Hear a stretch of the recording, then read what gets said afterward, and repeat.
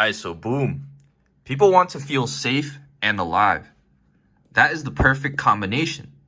That is what allows people to have healthy, vibrant relationships.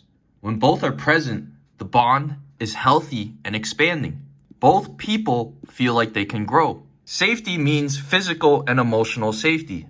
It means security from physical harm, from being abandoned, from being destabilized. Survival is handled when you are a team. That is true safety, feeling physically, emotionally safe. Feeling alive is about growth and presence. Being fully seen, allowing your soul to be visible, allowing your inner child to be visible. You are encouraged to express your authentic self. That is the most powerful form that you have, is your true self. Your inner child revealed.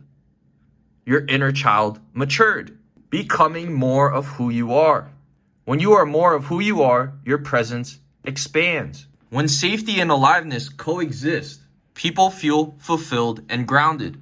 They feel deeply connected. This sets the terms of the relationship and makes it very powerful, very fulfilling, very loving. Many relationships only have one. They're either safe and not alive, or alive and not safe. When it's safe and not alive, things feel hollow. Things feel empty. It feels like there's no connection, but you feel safe around them. You feel physically safe, emotionally safe. There's no challenge. There's no growth. There's no alive feeling. This is one reason a lot of relationships fail, because there's no emotional bond. There's no feeling of aliveness being around the other person. Others are always feeling alive. They are too seen, but they're not safe. They go crazy physically. They go crazy emotionally. It feels wild, but it's not actually safe. This is where people can get hyper vigilant. This usually comes from trauma, conditioning, control, choosing the wrong partners unconsciously. It is an experience, and hopefully people learn from it so they can go back to being safe and alive. In safe relationships, people perform. When they're not alive, they perform. People need to take their masks off in order to feel alive. Performance is often to keep the peace. This is why simps fail. They do things to keep the peace. They submit in order to keep the peace. But that prevents a relationship from feeling alive. It prevents it from being seen. The simp is not actually being seen, and the woman is not actually being seen. Neither of them are being seen. They're keeping the emotional and physical safety. This is to protect vulnerability. Some people cannot handle vulnerability. They see it as chaos. They see it as weakness. They see it as a threat to be vulnerable. When things are alive and chaotic, it comes from insecurity, a lack of reliability. Anxious types are drawn to aliveness, but not security, not safety. Avoidants are drawn to relationships that feel safe, but not alive. A lot of avoidants are in relationships that feel dead on the inside. Anxious people love to chase after others. This is why their relationships feel so chaotic and full of high emotional intensity. A lot of relationships are full of pushing and pulling. It feels chaotic. This makes people anxious. This makes people tense. Relationships are not supposed to be like that. When people learn to heal, they understand what is healthy for them.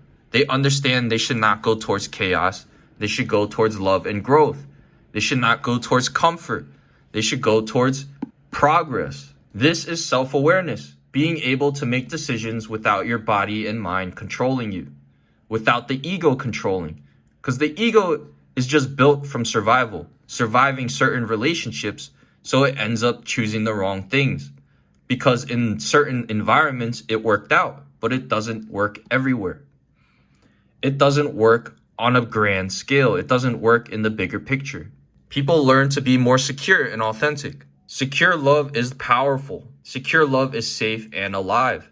And this is where growth happens naturally. Growth is about moving forward. It's not about constant positivity. It's about bouncing back over time. Constantly moving forward no matter what happens. It's about having a foundation built on trust.